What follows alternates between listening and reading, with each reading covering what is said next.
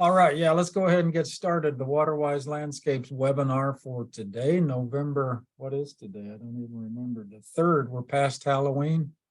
We're going to talk primarily today about the first half, at least, about the grant programs, the funding assistance programs of the statewide Arboretum and the Forest Service. Sarah Buckley is here. She's worked really hard at pulling together some documents and getting things lined up to make this a smooth process. So I'm not going to spend any time on that. I'll let her cover that completely. We do want you to ask questions as we go along, and especially if you have questions at the end, that's what this webinar is for. Don't hesitate to take time asking questions, and we'll take as much time as we need to get through them. The last part of the webinar, probably 15 minutes or so, we'll just flash through some cool fall color pictures that we've taken here in across the state, actually shared from across the state the last 2 years. So we'll have fun with that. So with that, Sarah, take it away, and I'll monitor who's coming in. Okay.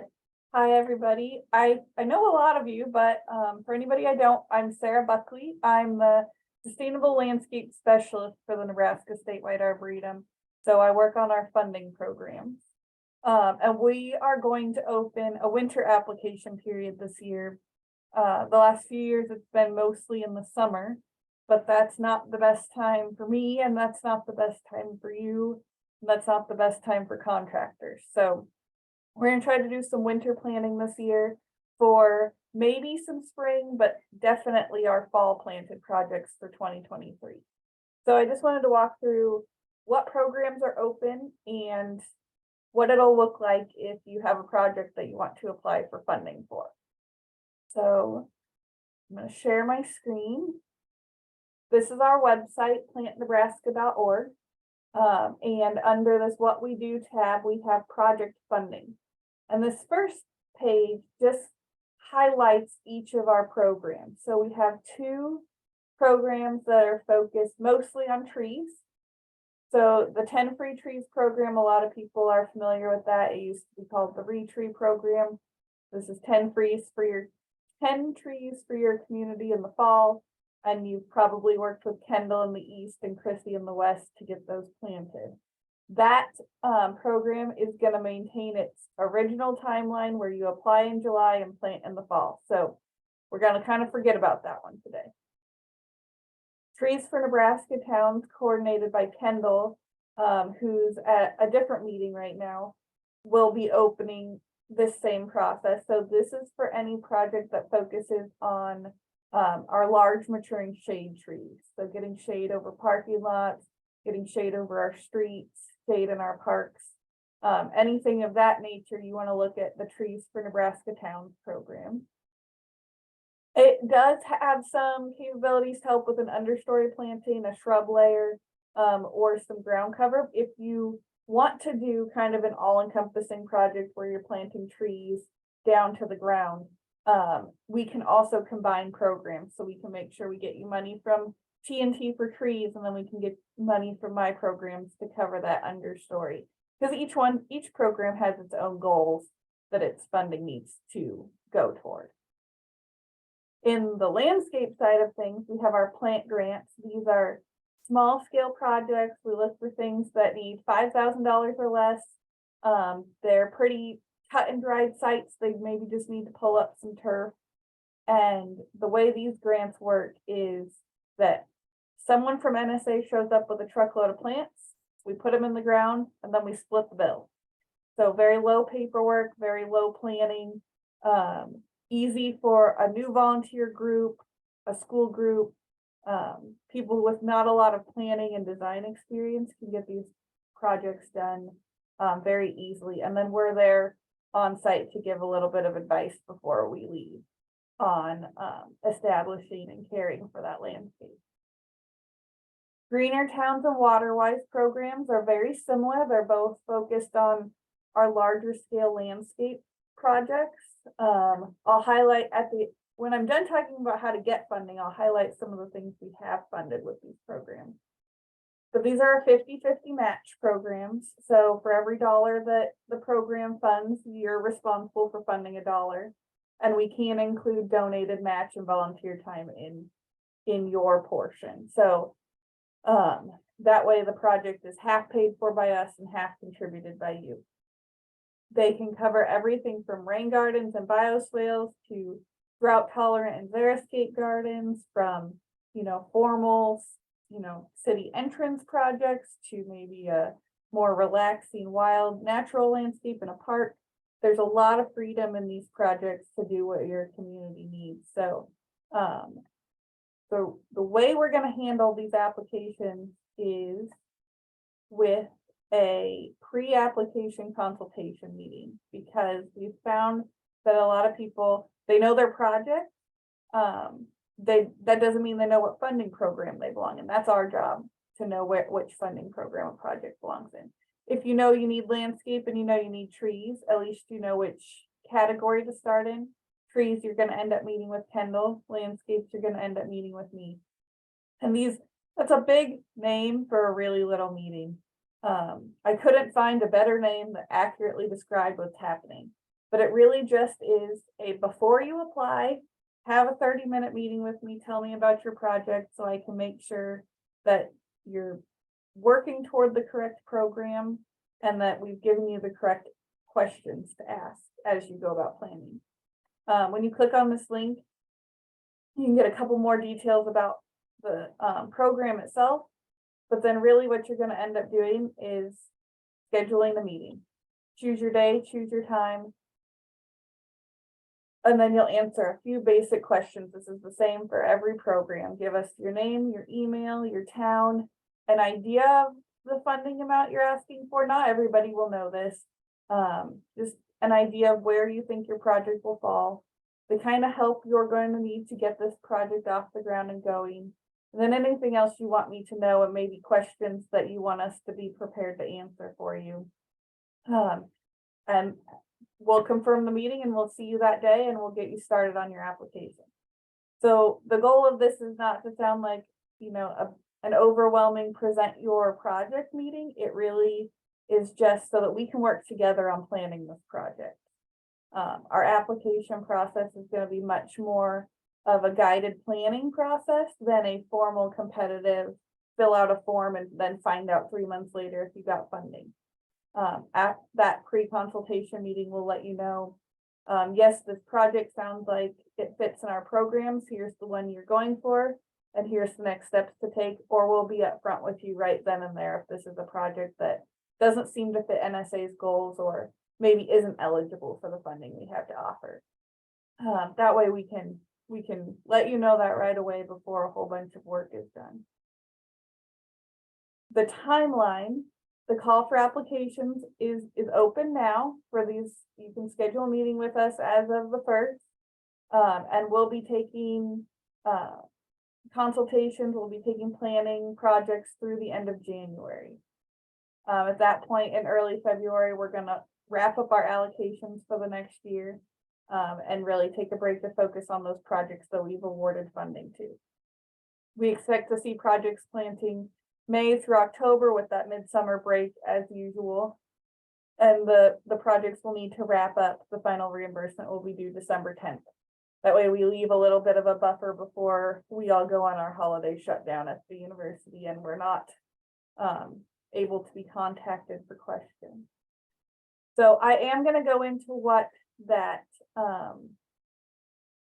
I'm going to take some time and look over what the application process will look like exactly, but I wanted to stop and check if there are any questions for what I've covered so far.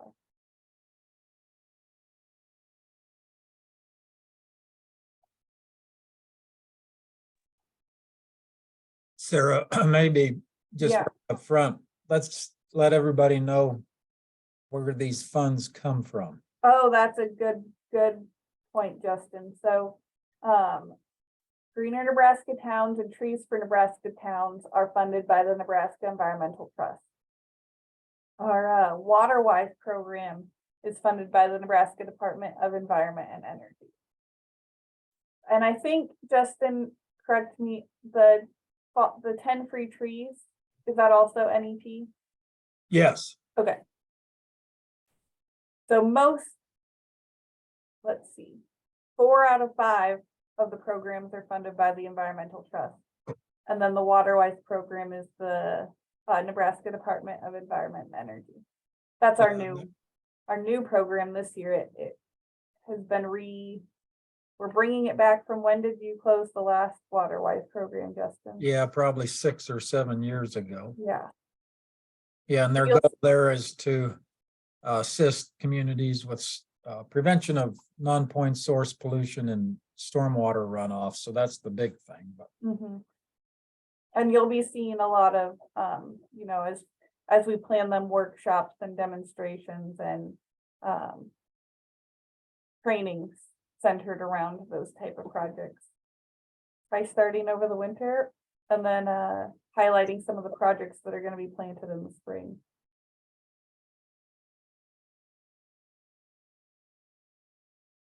I'm not seeing any questions. Nope, I'm going to move on. All right, so let's see, share my screen again. So say we have a little 30-minute meeting and I say, yes, your project sounds like something the Nebraska Statewide Arboretum is interested in funding. Let's go ahead and start planning it.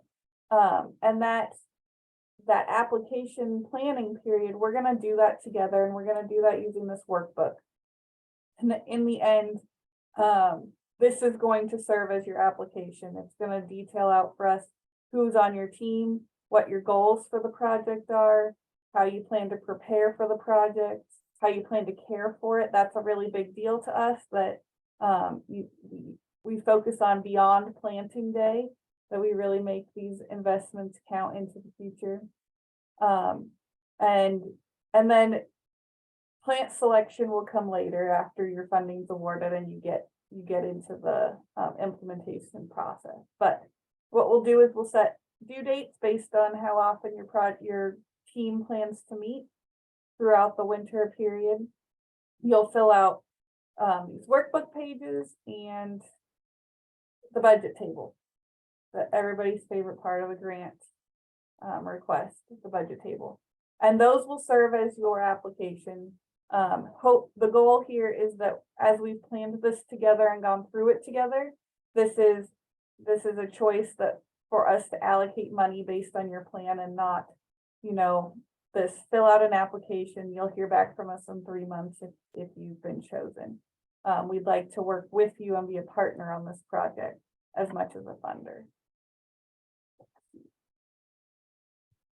That is most of what I have to share about getting future funding. One thing I wanted to do today was just recognize the projects that we funded and were completed by wonderful people around the state in 2022, and then give you a heads up as to who applied over the summer and has been awarded for spring planting in 2023.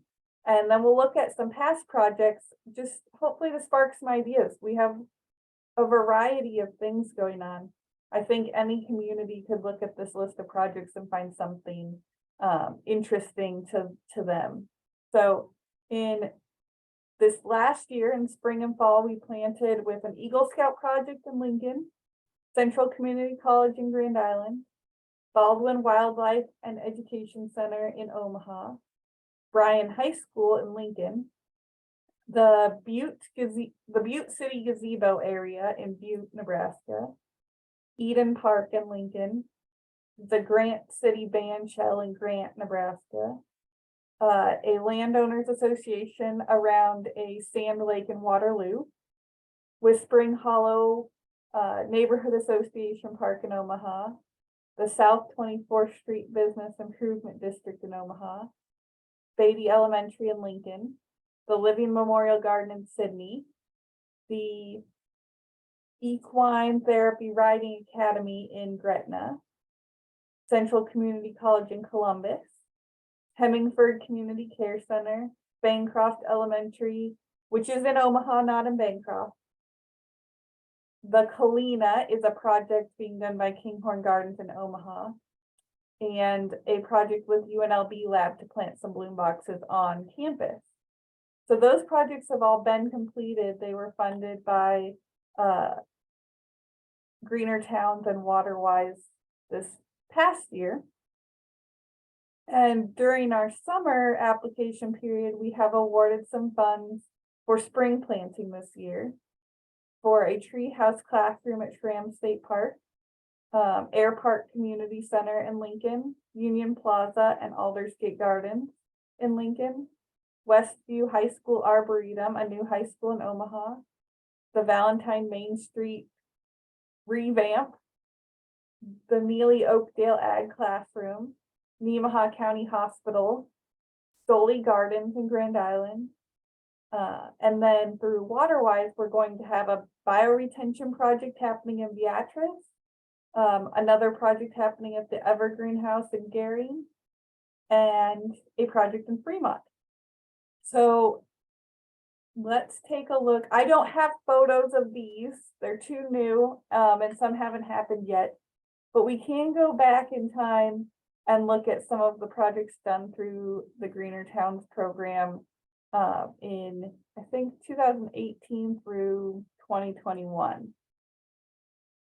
If anybody ever wants to look at these posters, they're very cool and very helpful for people planning new projects. They're on our funding page. Let's see how I got here. Project funding Greener Towns. And then we can take a look at our Greener Towns. And these posters are great because they show you what it took this community to get this project done. We talk about who all was involved. We talk about what NSA funded, what was paid locally, and what donations they received. And so we can look at the scale of what different communities can accomplish in different budget areas, but we can also look at who needed to be involved to get a project done, and they can really help the planning of a new project. So, and another favorite part is this, we asked them all to give us 3 lessons that they learned while doing this project, which I appreciate being able to share that with future projects. So this was in Wisner. Let's see, the Wisner Parks Enhancement Project. This happened, do we have a year on here? We should get years on here. I think this happened in 2018. And this is their dog park. So they got some shade trees planted for the dog park, and a nice entrance garden. The Mopac Trail Pollinator Garden in Springfield. This is just a little stop along the Mopac Trail that now goes out of Lincoln all the way. It goes past Springfield. I'm not sure where it ends. But they've got a little area where you can get off the trail and rest at some picnic tables and shelters in Springfield. And so they took a whole, this is a large area, and filled it with pollinator plants and shrubs, and created just a restful place along the trail.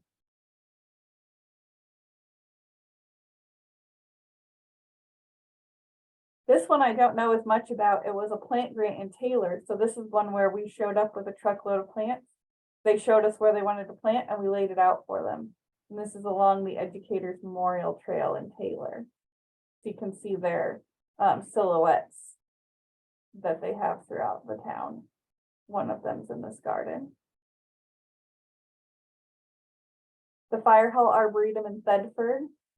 This is a windbreak essentially around their fire hall, but they also designed it to function as a walkable arboretum.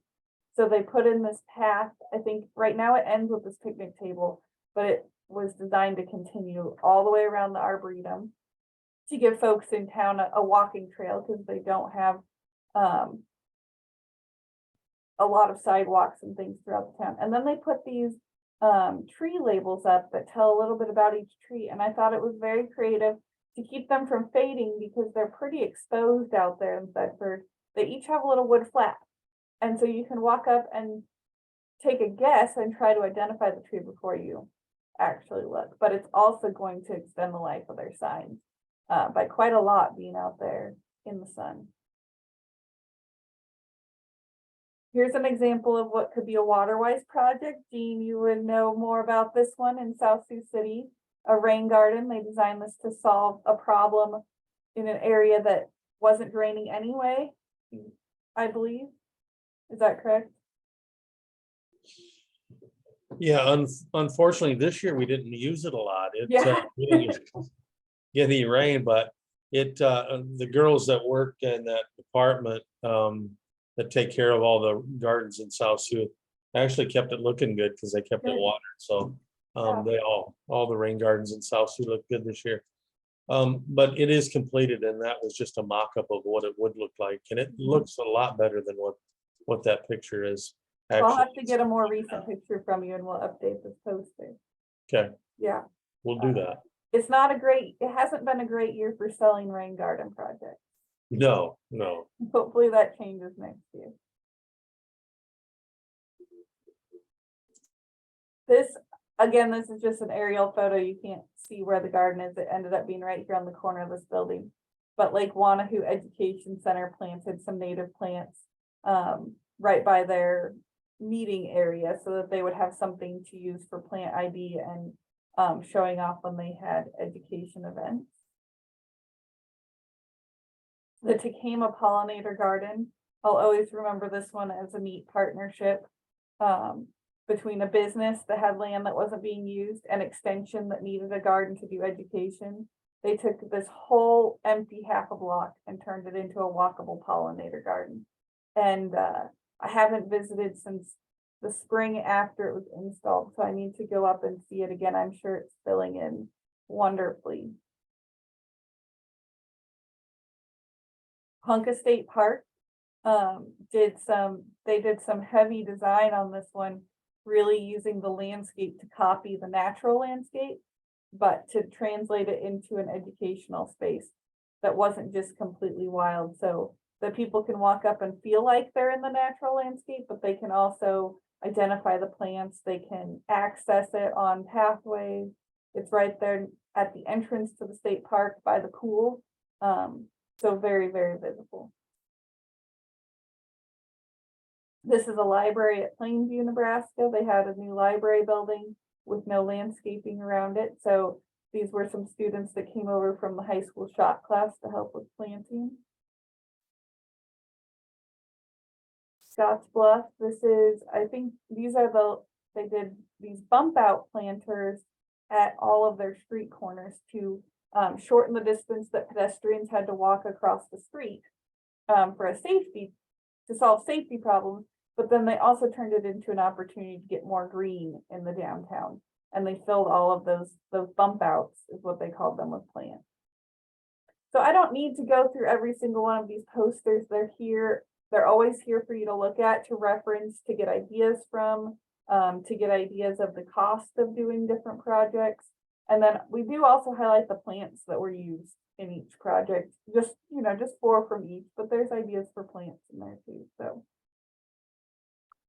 I am going to, again, if there's any questions, we'll take them. Otherwise, I will let Justin show us pretty tree pictures. Well, that was good, Sarah. Yeah, are there any questions for Sarah here? We're doing it just a little bit differently than we did in the past to try and catch, excuse me, projects up front and sort them out to maybe make the process easier. And since we have several buckets of funding, we thought it would just make sense to do that sorting a little more. And we appreciate everybody's cooperation. Several of you in attendance have done these projects in the past, so I'm sure Sarah will make it even simpler for all of you. But any questions? And we are recording this, so we can watch it later, and don't hesitate to contact Sarah or myself or Kendall with any questions, and we'll get to the bottom. You can't stump us or try to, I guess, if you want to try. If there are no questions, let's just wrap up here. I'll show you a few. We've had 2 years in a row of pretty good fall color now here in eastern Nebraska.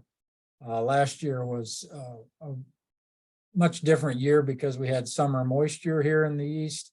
It dried up in the late summer and the fall, but this year was pretty much dry after June. So, and the state is in a horrible drought, and yet we're still seeing some pretty good fall color out there. I'm going to try and share my screen.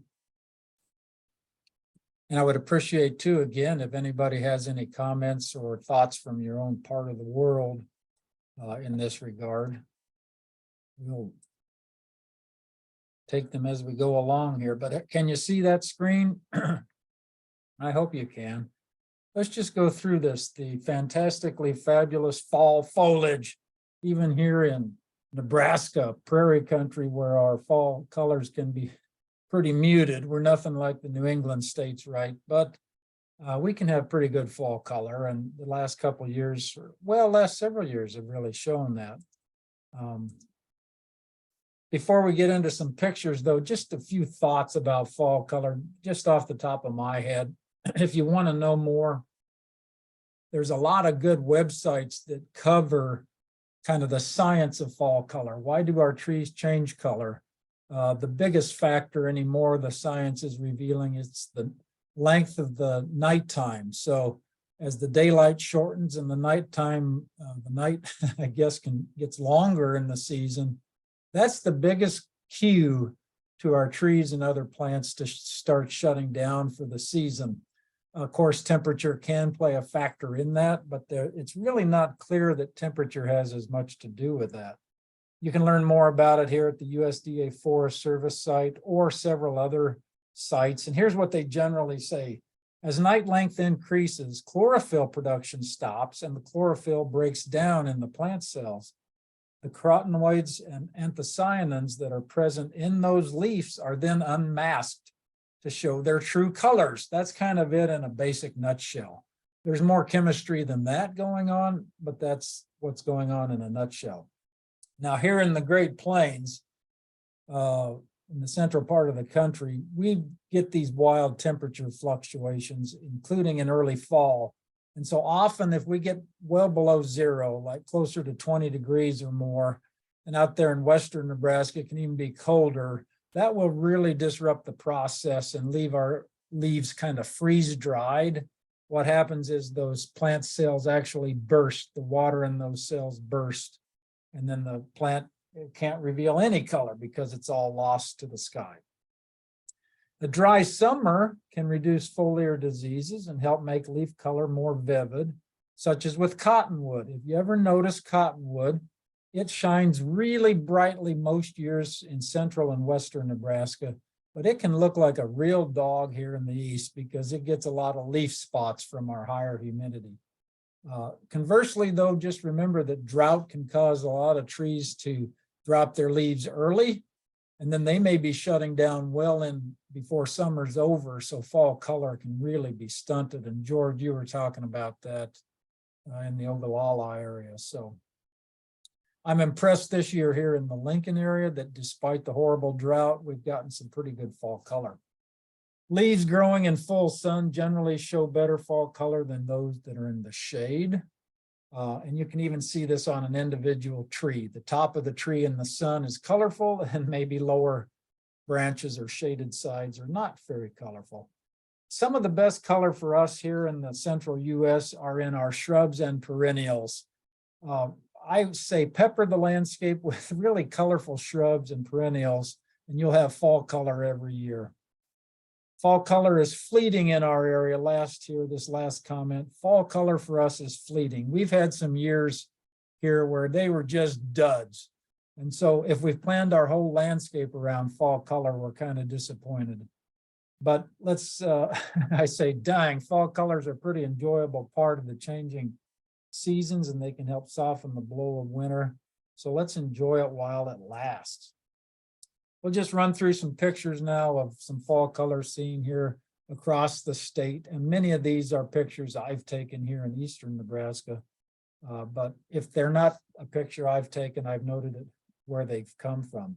So everybody loves a maple. This is why maples are planted across the country in great numbers and probably overplanted in our communities, especially red maple and autumn blaze Freeman maple.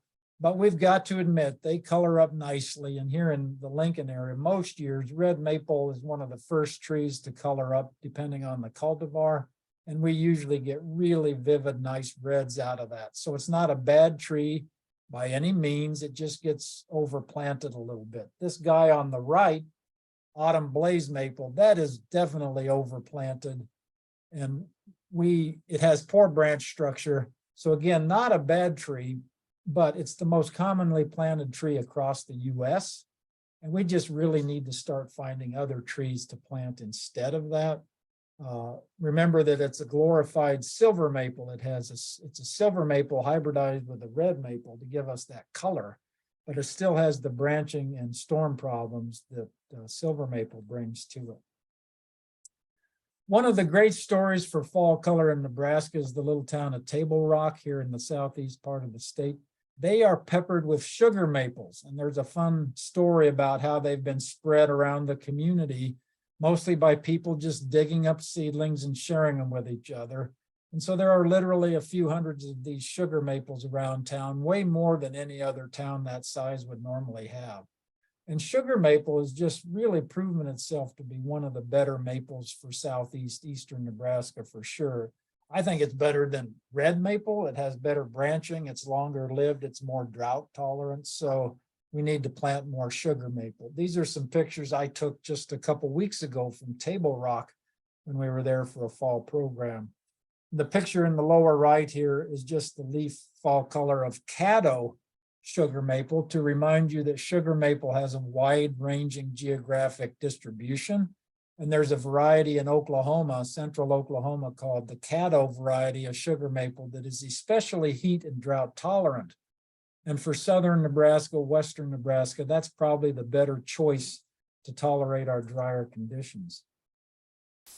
For those of you out in western Nebraska and maybe southern Nebraska too, this is a great cousin of the sugar maple. This is the big tooth maple, sometimes called mountain maple or valley maple out there.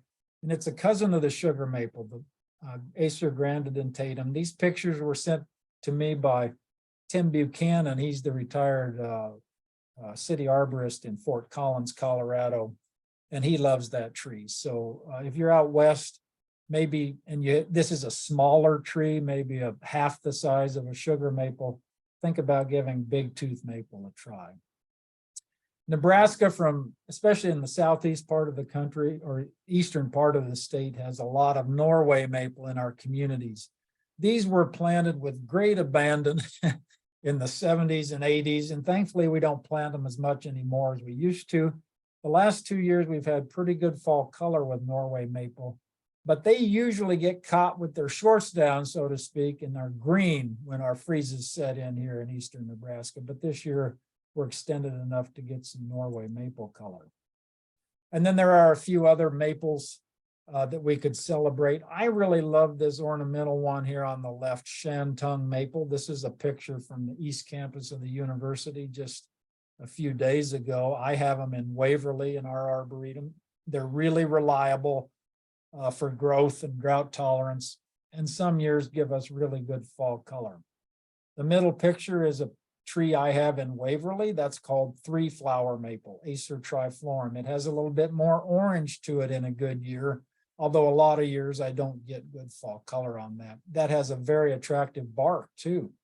And then on the right is Japanese maple. A lot of these get planted as ornamental trees close to the foundation of houses and other protected locations. In the last 2 years, we've had pretty good fall color on those here in eastern Nebraska.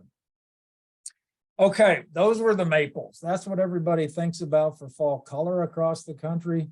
But my opinion is we have better trees for fall color. Maybe not quite as bright, but definitely more reliable. And the oaks are that, especially red oak. I don't know of a year where we don't get at least some color on red oaks here in southeast Nebraska, especially those with our native seed provenance. And here's two species, the red oak on the left here from a street in Lincoln, and on the lower right, this is black oak, the cousin of the red oak, both native in southeast Nebraska and pretty reliable for fall coloring. I took this picture, I mentioned Table Rock the other day, or for the sugar maples, and I was out to the Table Rock Wildlife Management Area near town when I was down there a couple weeks ago. I took this picture. The fall colors were just starting to come on. You can see cottonwood and green ash in the distance. And up on this little knob, this rocky knob, they have are 3 native red oaks right in close proximity. They have red oak, black oak, and blackjack oak. This little knob has this one remnant population of blackjack oak here on the right. And that hybridization of those trees and those trees close together can really give us a neat fall color. So here's red oak on the left, black oak in the middle right here. And then on the right is blackjack oak. And then that blackjack oak actually hybridizes with black oak, and they make this hybrid species called Bush's oak. So that's also a very prominent tree there. Isn't that cool that Nebraska has this little nice population of oaks in the southeast part of the state? You only have to go about 10 miles east of that Table Rock area to run into our only population of white oak. This is our only native population, but we do have white oaks in our communities in other places. In the last 2 years, they've colored up very nicely with this dusty red fall color. And in the white oak family of oaks, it's one of the best for fall color. In fact, it's often used in hybridization of other trees to give them fall color. We'll talk about that in a second. Here's chinquapin oak, not too far from that stand of white oak. You'll run into all kinds of chinquapin oak, and then this remnant population of dwarf chinquapin oak down in the Salem area. And in a good year, they will also color up with oranges and nice tans, yellows, and reds. We often don't think of bur oak as fall color. Most years they kind of brown up and they're kind of drab, but the last 2 years we've snuck some fall color out of some of the trees. These are 2 trees from Waverly I took a picture of the last couple of days. So you're seeing some hints of a little bit of tan and yellow in there, which is nice. And then on the right, the white oak hybridized with the bur oak gives us in between hybrids form that has this nice dusty red fall color. Isn't that fantastic? And that was taken by Greg Morganson up in Bismarck, North Dakota. And if it'll grow in Bismarck, it'll grow anywhere, right? So one of my favorite oaks or trees in general for reliable fall color for me in Waverly has been the scarlet oak. This is from Wayne Park. In the last 3 years, they've been vividly just blood red late fall, and they last for a good 2 to 3 weeks in that color. On the lower right is another Waverly tree, the Shumard oak. There are other oaks. Here on the upper left is a chestnut oak from the university campus taken just last week. Lower right, or the middle here, is what we call Buckley's oak, a southern species from Oklahoma and Texas that has proven real hardy to Nebraska, very drought tolerant. For those of you in the southern Nebraska area or western Nebraska panhandle, this might be a better red oak for you to try than some of the others. Its pH and drought tolerance is pretty nice. And then on the upper right is shingle oak. A lot of years we can sneak out some nice tans, yellows, and oranges out of our shingle oaks. And the good thing about shingle oak is it holds those leaves as a young tree pretty much all winter. So you'll get to see that fade over time, over about a month or 2, to a nice brown. These were some pictures sent to me by Jeff Kennedy and Noah Day out in Gothenburg. The Eamon Park Arboretum is a really neat place to go see some fall color if you're in the Gothenburg area. White oak on the left, scarlet oak here in the middle, and then look at this Japanese emperor oak on the right. Fantastic color out there in central Nebraska. Sweet gum is more of an eastern Nebraska tree, and it even is spotty for me in terms of reliable fall color. This was last year. This year was not nearly as nice for the sweet gum, but we get every other year to be pretty decent for our sweet gums here in eastern Nebraska.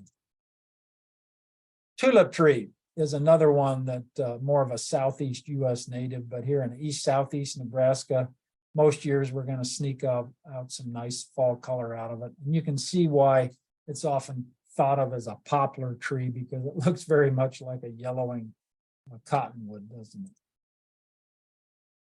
Our poor ash trees, you know, they're one of the best for reliable fall color across the state, especially the green ash here on the left in this picture, adjacent to a white ash in the yard next to it.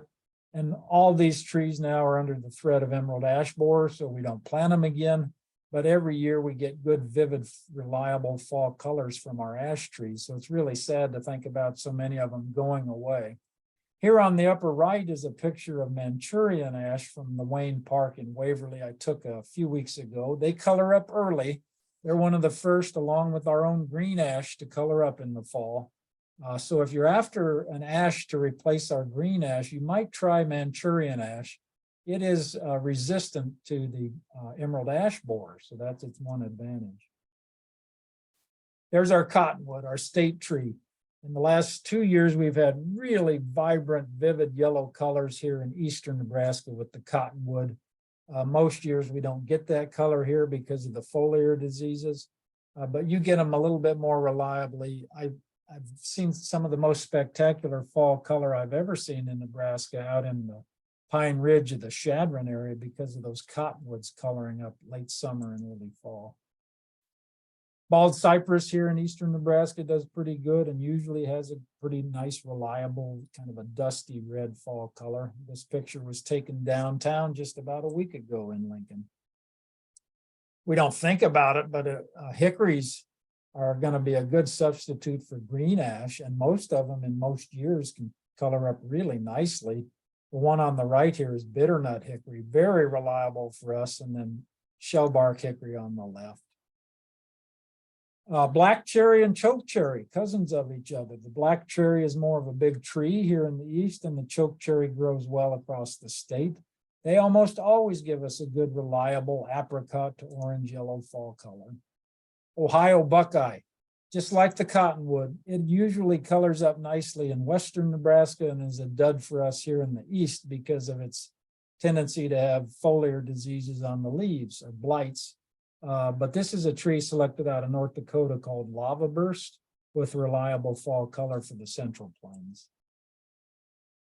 Ginkgo biloba, the ginkgo tree, this year got caught with its shorts down here in Lincoln, and so it didn't color up very nicely. It got too cold too fast. This was last year, though, on a tree near East Campus. They turn yellow over about 2-day period, and they drop their leaves in about 24 hours. So it's not long-lived, but it sure is vivid when they are yellow. One of my favorites is the black gum, and we're finding really great reliability for this tree in eastern Nebraska. It's a shorter, slower growing tree for us in eastern Nebraska than it is in the eastern United States. We get more of an orange apricot color here in Lincoln, but here on the left is a picture from my daughter's backyard in Virginia, where they get these vivid reds and purples in that tree. So plant a black gum, especially if you have some consistent moisture somewhere. Sassafras is a forest edge tree and a colony former in the eastern US. Here's a tree I have going in Waverly, and it's been turning a nice yellow to orange red the last 3 years, thankfully. And we were able to get over, believe it or not, and measure the largest sassafrasses in Nebraska at Arbor Lodge a few weeks ago. Would you believe that some of those are nearly 90 feet tall in this little grove of trees with 8-foot trunk circumference? It's really incredible. So maybe here in eastern Nebraska, we should think about using sassafras a little bit more. Service berries. Serviceberry would be something as an understory tree to plant for more ornamentation. It has great spring flowers. And then I've not found one yet that won't color up nicely here in eastern Nebraska. They get caught a little bit and frozen off in western Nebraska, but here in the east, they're pretty much reliable year after year. And depending on the type, you're going to get apricots, oranges, yellows, and even vivid deep reds. Ironwood, an understory tree here in eastern Nebraska, native to our oak hickory forest, is a nice yellow in the fall. Don't forget about fruits. Crab apples and persimmons are two that we can celebrate in the fall, especially our crab apples, with sometimes really vivid displays of fall fruits. I'll throw a few shrubs at you. Here's black chokeberry on the left and then red chokeberry on the right, both very reliable in eastern Nebraska. And if you really want some striking fall color, think about viburnums. This is arrowwood viburnum on the upper left, the American cranberry bush here in the middle, rusty black haw viburnum on the lower left, and then the true black haw viburnum, these two pictures on the right. Holy cow, those things are just so reliable for fall color year after year and tough as nails. And about every viburnum you can plant will typically get you some good fall color. Witch hazels, yeah, we don't think much about witch hazels often, but here they are growing nicely in eastern Nebraska. This picture on the left is the vernal witch hazel.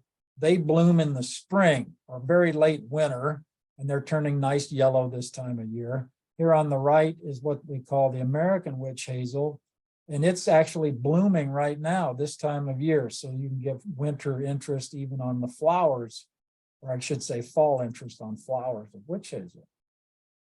Sumacs are pretty reliable for fall color. And in both eastern and western Nebraska, we have ground cover sumacs we can use, like autumn amber here on the left for western Nebraska, and the fragrant sumac, Grollo sumac here on the east for across Nebraska. Very striking fall color in our sumacs. I love sumac a lot for fall color, and wherever you can make room for a couple of these, I would try. This is shining sumac, really one of the most vividly bright red plants you can plant for across Nebraska.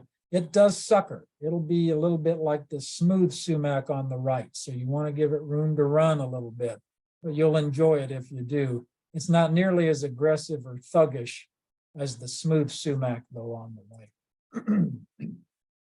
Hey, Justin. Yes. I don't know how long you were gonna go, but do you want to answer some questions about winter watering? You bet. We'll get in there. I'm just about done here. Okay.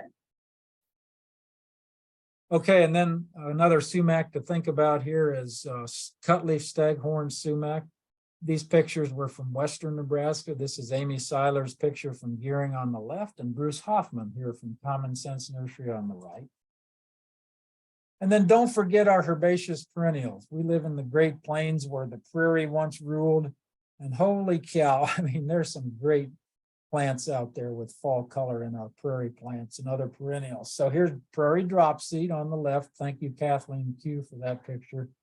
And on the right is this big old massive switchgrass that we can grow here in the east called Dallas blue switchgrass. But almost all the switchgrasses will color up nice and red or purple.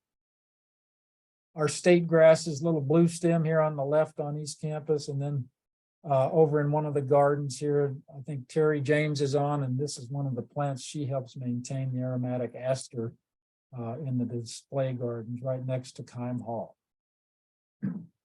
So yeah, some things are still blooming this time of year. The asters and the goldenrods work together in this regard. So plant them together and you'll be happy you did. Here's fireworks goldenrod on the left. And this is Wichita Mountains goldenrod out in my mom's yard out in Kimball County from just a few weeks ago, blooming right alongside of this dwarf evening primrose that she's just impressed that it keeps blooming this late in the year. We were down at the Union Plaza for a walk through a week ago. Look at the Amsonia or the blue stars. That's one of the best of the tall perennials that we can grow for fall color. And then on the right, tall gayfeather and side oats grama in the Union Plaza. There's another picture from the Union Plaza with little blue stem and our grow low sumac turning red. And even this muskingum gray dogwood, a nice dwarf gray dogwood with purple red fall colors. Some of our perennials, like I mentioned, are still blooming, including white snakeroot, aromatic aster, and obedient plant, this picture on the left. And on the right, hosta. Yep, not a prairie plant, but wow, we can get some cool fall colors out of that some years. And then finally, we'll wrap up with just a few pictures from Amy Seiler. Took these out in Gearing a few years ago. And it just shows you what we can do if we do great combinations with some of our colorful perennials to help stretch that season. All right, there you go. You survived a look at some of that fall color. I apologize for flying through that, but we didn't want to spend too long on that. And then, Sarah, you mentioned there were a couple quick questions here. Yeah, from Alan about watering trees after leaf drop. Oh, yeah, good question. Yeah. Maybe I'd be curious to know Alan's opinion too on this. We've had discussions internally the last few years. You know, most deciduous trees are dormant now, so they're not moving water in their canopy. So you don't need any water in the root system to be moving up into the canopy. Evergreens are different. They're still going to move water through the canopy. And so that's just a little bit of a different animal. A young evergreen probably needs to be watered in the fall and winter in Nebraska when we're in a bad drought. But when we're in a bad drought like this, all bets are off. And we need to keep our tree root systems moist at least a little bit so that the root system doesn't dry out. Yep, it's not transporting water this time of year, but we don't want it to dry out. So what do you think, Alan, out there where you're at? You have even more dryness to deal with from time to time. Or is Alan even back? He might. I'm not sure. I do have some tips from Christy, if you'd like me to share. I had Yeah, asked you bet. her to help me do that worksheet on maintaining newly planted trees. And she came back with but as if you know Christy, she gave me plenty of information. So she said winter watering is critical for the first 2 years minimum, and that we can water any day over 40 degrees. So what she talks about, how a small root system can't always keep up with the demands of the tree.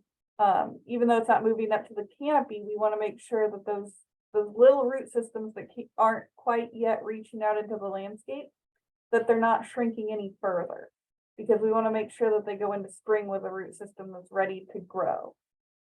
And so we're really just watering to maintain what the tree had when you planted it. And that recommendation for her is 2.5 gallons a month for that first 2 years. Yeah, that sure makes sense. Yeah. And it's just a much different animal. I hear in eastern Nebraska, where I live in Waverly, I do not do any fall watering, unless maybe it's a brand new young evergreen. But if I go back to my hometown of Kimball, I don't want to lose trees, and we're doing winter watering. So we're, you know, that the long way around to saying it varies from site to site. And then Alan wants to make sure you saw his question. Right. So yeah.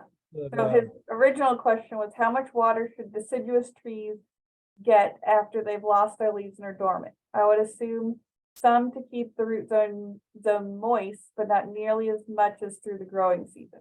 Full disclosure, he was told 100 to 1,000% wrong about that by a nursery guy. Yeah, that nursery guy needs to have his license taken away. No, I'm just kidding. I agree with you, Alan, that right, deciduous trees to be kept moist. And then it varies so much by species. I wouldn't worry about a bur oak or a hackberry probably in the winter, but I might worry about a sassafras or a new redbud or a sugar maple. Does that make sense? I think every tree is a little bit different in that regard. But we are here in a part of the world where we straddle that dividing line between prairie and woodland. And we do have to work a little bit harder to keep our trees out there. And I think we just need to recognize that and take precautions to be ready for that. So we've got a question about the worksheet. So I'm happy to share this. I can really only screen share at the moment. Once we get it happily hosted on our website, I can share a link to it. But this is one of the pages in that project planning workbook that I had talked about that we'll be using for our grant application process. And we've got 2 pages on planning for after planting care of trees. And these are based on Chrissy's recommendations along with other folks in the agency. So we talk about establishment watering for trees continues through the 2nd year after planting. And that is under normal conditions. We may have to make adjustments for extreme drought. But we kind of always know that we will make adjustments when the conditions aren't normal. So she wants to see people providing about 10 gallons at planting through at planting through that first week. Then she wants to see about 2.5 gallons once a week, moving to every other week, moving to once a month, and continuing that. I know that she, in Western Nebraska, definitely continues to water through fall and often winter. And this year, I think in Eastern Nebraska, we're gonna see more people watering through fall and winter, following her recommendation. So what we ask people to think about is where they're gonna get access to this. Hauling 5-gallon buckets of water around isn't always fun. If you're my size, it's not always possible. So before you stick a tree somewhere, think about how you're gonna get water to that tree, especially if we're not getting the rain. We ask people to specify who's responsible, but then also assign someone to be their backup, because things happen. That person who said they'll be responsible may have a change in their family situation. They might have a change in their capabilities. And we also don't want them to feel alone in caring for what is a community project. We offer a few different ways to do that watering. And there's more ways than I listed. I listed 3 ideas that I had, that I've seen people use. There's plenty of ways to water trees. Just think about it before the tree's in the ground. So that we're not, trying to go back and fix a problem that we could have prevented happening. And then she does move into staking and mulching, 2 important parts of planting a tree. That's not necessarily what we were talking about today, but this whole workbook is what I'm going to use for planning projects. And once I'm pretty happy with it, I'm happy to host it on the website so that people who aren't necessarily completing a grant project can still use it. But once something's hosted on the website, we don't like the link to have to change a whole lot. So Yeah, I that's may hold awesome. off on that for a minute. Good work on that workbook. I appreciate Chrissy writing that watering stuff down. That's Mhm. all I do for my trees here in Waverly, is just bucket water them. We don't have anything on an irrigation system, and I water very few things from the end of the hose that once they're out in the park. But if we can get them through the first 2 years with 2 to 5 gallons of water a week or every other week, that's kept them alive for me. Mhm. And then maybe one more thing to mention is, for me, fall planting really reduces the watering load the next spring. If you can plant in the fall, it doesn't mean you don't water the next spring, but every year I'm not surprised, but I relearn how fall planted trees need about half as much water attention as spring planted trees for me. I know that's a little different in the West, so I don't want to speak for the entirety of Nebraska. And then maybe one last comment. I have this conversation a lot with people about trees in irrigated landscapes with lawn irrigation. And it's just a tough, we're trying to keep the root ball moist, not the entire landscape. And so it's a little hard. I've heard people both drown their trees and lose them to drought, even though they have the irrigation systems going, because they're not getting the water around the root ball, or they're getting too much. I see more drowning of trees in irrigated systems than not, but it can happen both ways. That's just a long way to say we need to monitor the root ball moisture, not the entire planting site. So Mhm. Yeah, we talk about in this establishment watering, we talk about what does it actually take to soak water into the soil where the plant roots are. We need to pay attention to how much water applied at one time it takes to soak that soil down as far as we want, versus even though with a sprinkler you might be getting several inches of rain a week, but it's all falling in such small amounts that only those surface roots are getting any water. And mulch is such a good friend. It really makes a night and day difference for that water to soak in. If you are a mulch tree versus a tree, especially if it's just bare dirt around that tree, that dirt is almost sheds the water off. So yeah, add mulch around it, that helps immensely. And then I have had people ask me, what about a soil probe, a deep root waterer? To me, those are not worth the effort. I think it's still better to apply from the top and let it soak in slowly if you can, or with a water bag. I wouldn't invest in a deep root watering system. I just don't see how that helps a whole lot. Does anybody have a comment about that?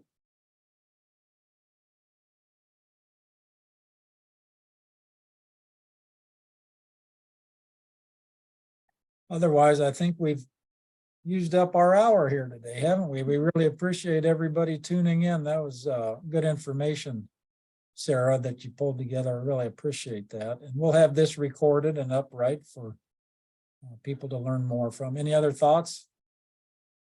Not for me. All right, everybody. Thanks for attending.